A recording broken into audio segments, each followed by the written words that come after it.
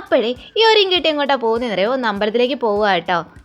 വേറെ ഒന്നുമല്ല, ഒരു നേർച്ച ഉണ്ടായിരുന്നു, അതിൻ്റെ ഭാഗമായിട്ടായി ഒരുങ്ങി കെട്ടി പോകുന്നത് കേട്ടോ. പിന്നെ ഞാൻ എൻ്റെ ലൈഫിൽ കുറേ നാളായിട്ട് ഒതുക്കി വെച്ചിരുന്നൊരു കാര്യമാണ് ഈ കരിമഷി എഴുതുക എന്നുള്ളത്. അത് പിന്നെ ഞാൻ റീസ്റ്റാർട്ട് ചെയ്തിട്ടുണ്ട്. വേറെ ഒന്നുമല്ല, നമ്മളെ തന്നെ സ്നേഹിക്കുമ്പോൾ ചില പൊടിക്കൈകളൊക്കെ നമ്മൾ പറ്റത്തില്ലേ, അതിൻ്റെ ഒരു ഭാഗമാണെന്ന് മാത്രമേ ഉള്ളൂ. പിന്നെ ഒരു മെയിൻ സാധനം കേട്ടോ ഈ തപ്പിക്കൊണ്ടിരിക്കുന്നത് എൻ്റെ കമ്മൽ തപ്പിയെടുത്തപ്പോഴത്തേക്ക് അമ്മ ബാക്കിൽ നിന്നൊരു കമൻറ്റും കൂടെ, എന്താടി നീ ചെയ്യുന്നേ എന്ന് ചോദിച്ചിട്ട് എൻ്റെ തക്ക മറുപടി ഞാൻ കൊടുത്തിട്ടായിട്ട് പിന്നെ ഒരുങ്ങി ഇറങ്ങിയത്.